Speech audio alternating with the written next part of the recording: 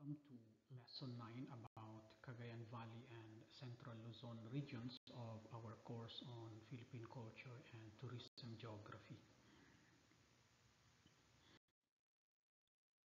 So, as an introduction, let me say that in this lesson we will enjoy through the vibrant and culturally rich regions of Cagayan Valley and Central Luzon. So known for their stunning landscapes, historical significance, and unique traditions, these regions are key contributors to the country's agricultural and tourism industries. This lesson explores their geographic, cultural, and tourism profiles, highlighting their contributions to Philippine culture and sustainable tourism. So let's uncover the heart and heritage of Northern and Central Luzon. By the end of this lesson, as our learning objectives, the students should be able to 1. Identify the geographic, political, and cultural profiles of the Cagayan Valley and Central Luzon regions and their significance to Philippine tourism. Second, to analyze the unique attractions, local products, and cultural heritage of these two regions, including the influence of the DTI's One Town, One Product or OTOP program.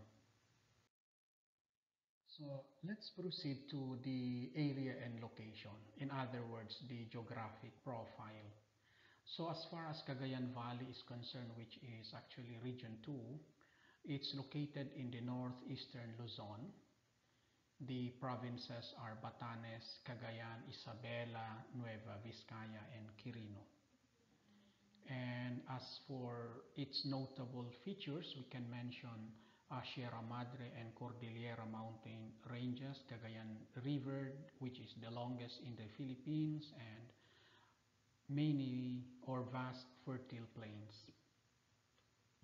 As for the climate, generally it's type 2, no pronounced dry season, heavy rainfall during monsoons. As for Central Luzon, which is Region 3, it is located in the central plains of Luzon, north of Metro Manila.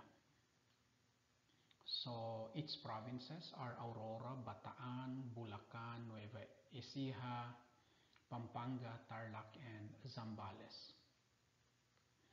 How about its notable features? We can mention the Pampanga River, Mount Arayat, Zambales Mountain Range, coastline along the West Philippine Sea. And as for the climate, mostly it's type 1. Which means two distinct seasons, wet and dry. Now let's proceed to the people of the region. First, let us deal with the Cagayan Valley. The people in the region are predominantly Ilocanos, Ibanags, Gaddang, and Itawis. So notable indigenous groups are the Ivatan of Batanes. As for the languages, expectedly, first Ilocano, Ibanag, Ivatan, Tagalog, and English. Now, how about the people of Central Luzon? We have diverse ethnic groups with Kapampangan, Tagalog, and Ilocano majorities. So notable indigenous groups, we have the Aitas. How about languages? Of course, Kapampangan, Tagalog, Sambal, and English. Now let's proceed to the political profile. As far as Cagayan Valley is concerned, the capital is Tuguegarao City, and it is strategically playing the role of being the agricultural hub and gateway to Taiwan through the Batanes. As for the Central Luzon, the capital is San Fernando City, Pampanga, and it is playing the strategic role of being the industrial and trade corridor and its proximity to Metro Manila. Now, how to get there in both regions? When we talk about Cagayan Valley, we can go there by air, flights to Tugigaraw and Basco, Batanes, and by land, major bus routes from Manila via North Luzon Expressway or NLEX and the Maharlika Highway. As for the Central Luzon, we can go there by air.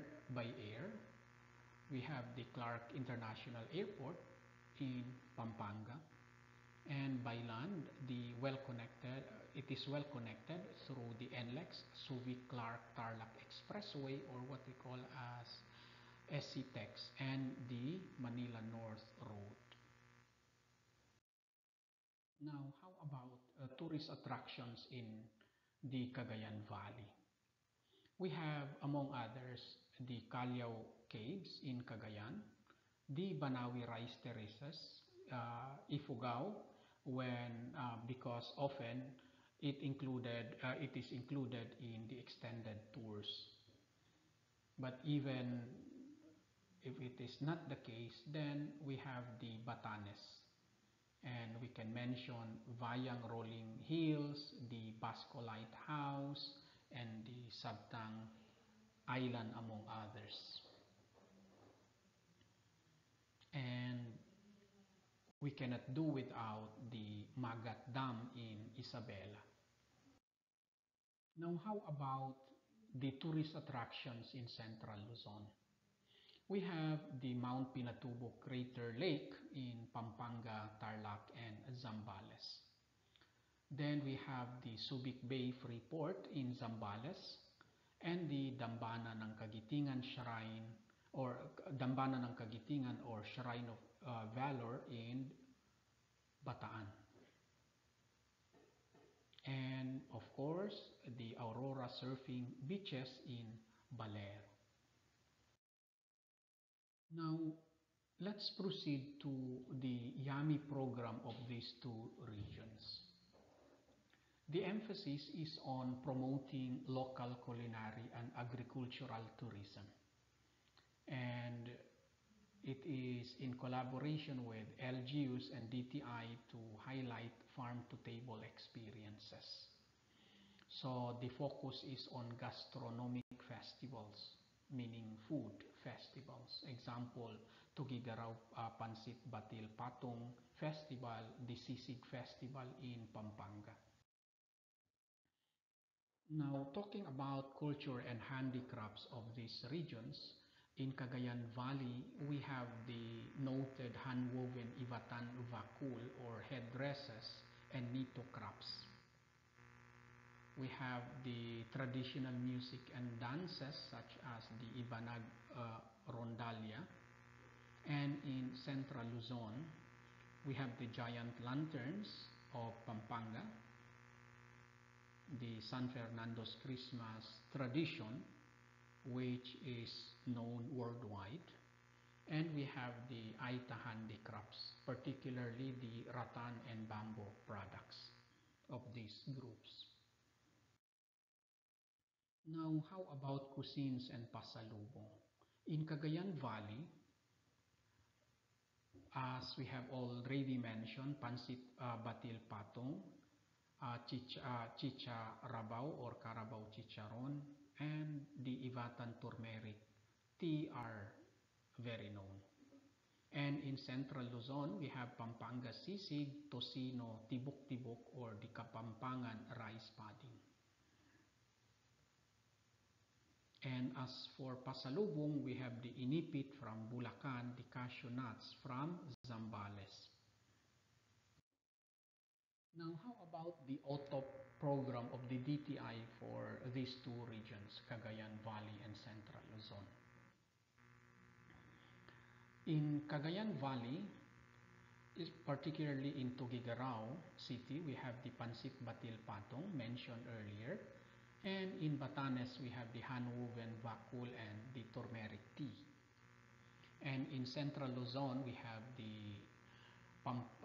the lanterns and sisig of Pampanga, the famous mango of Zambales, and the inipit and other native sweets of Bulacan. So as we conclude our exploration of the Cagayan Valley and Central Luzon, let's reflect on the key takeaways. One, about the geographic highlights. From the rolling hills of Batanes to the fertile plains of Pampanga. Then we have the cultural wealth, a rich tapestry of traditions, languages, and handicrafts that define each region. Then we have the tourism gems, the world-class attractions like Mount Pinatubo, Callao Caves, and the Subic Bay. As for the culinary delights, we can see the signature dishes and pasalubong that represent the flavors of Luzon. So these regions illustrate the interconnectedness of culture, history, and natural beauty, making them essential destinations in the Philippines tourism map. So we have also provided some references for these two regions. So let's continue our journey across the archipelago to celebrate richness, the richness of Philippine culture and geography. So with that note, next lesson, we will proceed to lesson 10 about Southern Tagalog regions, or what we call as regions 4A and 4B. Thank you and see you then.